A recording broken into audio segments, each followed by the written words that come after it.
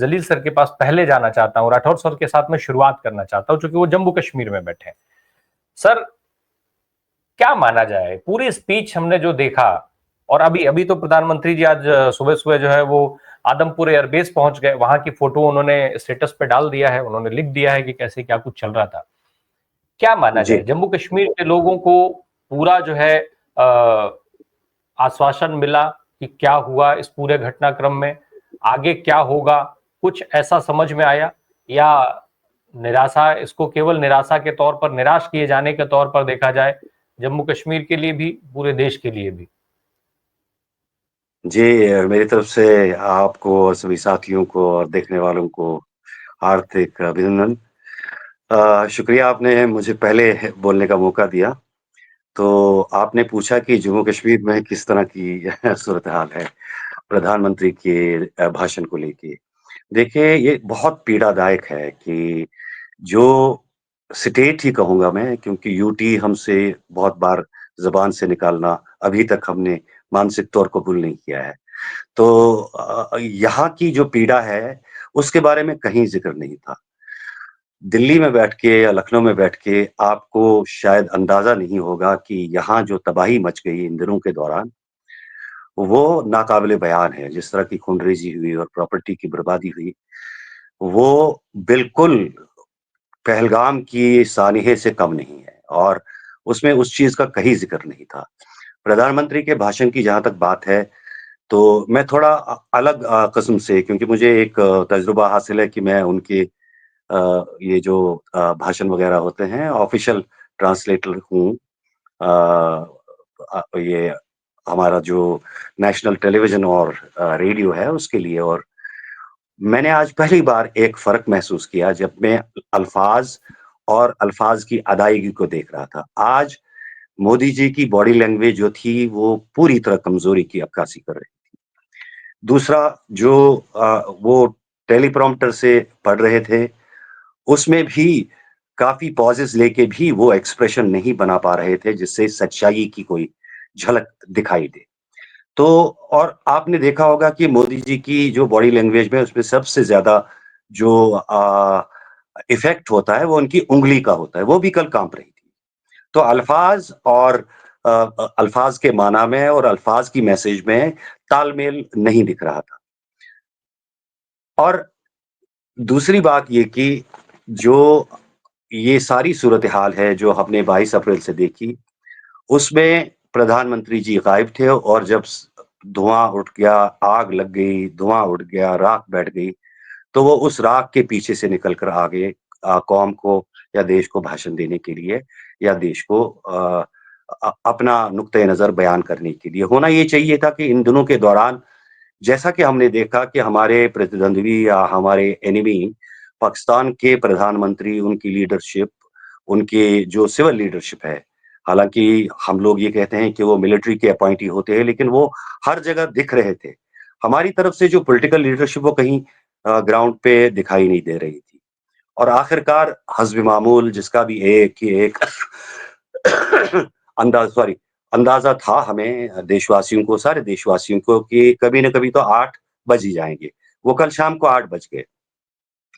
तो अब मैं ये कहूँगा कि उसमें जो ज़िक्र होना चाहिए था, पहलगाम के जो विक्टिम्स थे उनके बारे में ज़िक्र तो हुआ, जिनकी वज़ह से ये सारा मामला दरपेश आया। लेकिन उसके बाद जो युद्ध, जिसको जंग कहेंगे हम, जो इन दिनों 3 दिनों या 4 दिनों के दौरान चलता रहा, उसमें उरी और ख़ासकर पुंछ, और जहाँ पर तकरीबन 16 लोग मारे गए, शहीद हो गए, उनकी पीड़ा और उनके नुकसान के बारे में कहीं ज़िक्र नहीं था। अगर ज़िक्र था, तो मंदिरों और गुरुद्वारों का था। कहीं न कहीं मस्जिद भी गोला मंदिर और मस्जिद नहीं देखता है।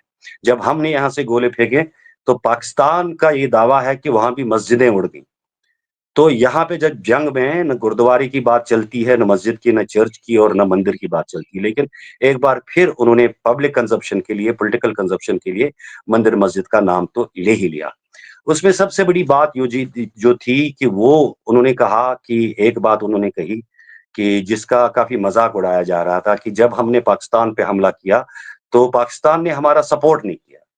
आप किसी के घर में घुस के मारेंगे, चलें आप ये टेररिस्ट को ही मार दें, लेकिन हर कोई मुल्क जिनकी छत्र छाया में या जिनके नीचे या जिनकी हिमायत से, सपोर्ट से ये चीज़ें चलती हैं, अगर आप उनको कोई भी उन पर हमला करें और उनको नुकसान पहुँचाएँ, उसके बाद उम्मीद नहीं की जा सकती है कि वो मुल्क आपका सपोर्ट करे। वो मुल्क उसका बदला लेने के लिए आ गया, वो आ गए और उन्होंने किया। हमने उनका बहुत ज़्यादा नुकसान किया, लेकिन ऐसा भी नहीं है कि हमारा नुकसान नहीं हुआ।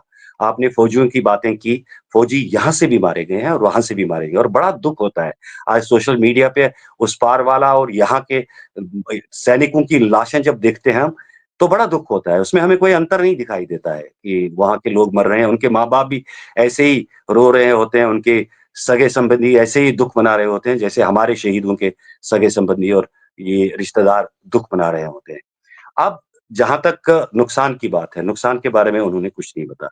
नुकसान के बारे में हमारा मीडिया नहीं बता रहा, हमारा मीडिया ये बता रहा है कि वो पेशावर तक पहुँच गए, जबकि गोले हमारे इधर फट रहे हैं, हमारे इंस्टीट्यूशंस, हमारे इंस्टॉलेशन पे हमले हुए और नुकसान हुआ। उसके बारे में ना हमारे मीडिया ने कुछ बताया, ना हमारे प्रधानमंत्री ने कुछ बताया। अगर हमें सुनना पड़ा, कोई ऑथेंटिक हम जिस पे एतबार कर सकते हैं किसी हद तक, तो वो इंटरनेशनल मीडिया है और इंटरनेशनल मीडिया में हर जगह आप देखेंगे कि इस चीज़ की चर्चा हो रही है कि भारत को हवाई सेना जो है या हवाई जंग में हार हुई और हमारे विश्लेषक भी कई ये मैं नहीं कह रहा हूँ, मैं तो कोई जंगी माहिर नहीं हूँ, लेकिन हमारे विश्लेषक भी जो इस बात के माहिर हैं, वो ये बता रहे हैं कि कहीं न कहीं हमारी जो वायुसेना है वो पाकिस्तानी वायुसेना के सामने टिक नहीं पाई और यही वजह है कि हमारे जो एयरक्राफ्ट्स हैं, वो आजकल उड़ नहीं रहे हैं। श्रीनगर एयरबेस बहुत इन दिनों के दौरान बिज़ी रही, दिन-रात यहाँ से फ्लाइट्स जो हैं, जंगी फ्लाइट्स हैं, वो मशकें जो हैं या एक्सरसाइज़ जो हैं, वो जारी रहती थी। लेकिन इन दिनों हमें काफ़ी सुकून मिला। आसमान में कोई हवाई जहाज़ नहीं है और बताया ये जा रहा है कि वो 300 किलोमीटर पीछे लिए गए हैं। लाहौर में बैठ के या पीओके में बैठ के जो पाकिस्तान के पास इक्विपमेंट है, वो हमारे हवाई जहाज़ को हमारे सरहदों के अंदर 300 किलोमीटर के अंदर गिराने की क्षमता रखते हैं। इसके बारे में कहीं बात नहीं हुई कि हम इस चीज़ को कैसे काउंटर करेंगे और दूसरा जो मैं कहना चाहूँगा कि जो पाकिस्तान एक दावा करता है कि हमने एस-400 और कई जगह की जो मिलिट्री इंस्टॉलेशंस को हमला किया है, हमला करके उनको तबाह किया है, उसके बारे में से कहीं भी क्लैरिफ़िकेशन नहीं आई।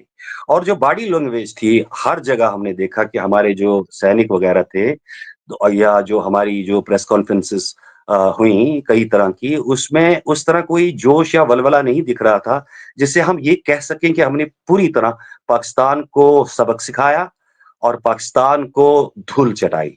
बल्कि इसके बरक्स आप पूरी दुनिया में या पाकिस्तान में ढोल-बाजे बज रहे हैं और वहाँ के जो जश्न मनाने के मनाज़िर हमारे सामने आते हैं, उससे हमारे दिलों पे काफ़ी चोट लगती है, बड़ा दुःख होता है।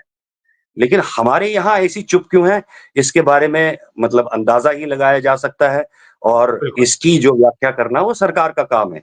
देशवासियों को जो इस वक़्त कई लोग जो हैं, जो भक्त लोग हैं, वो हर हाल में खुशियाँ मनाएँगे। भक्त लोगों को सोच-समझ से वो आ रही हैं, उनका दिमाग काम नहीं कर रहा है।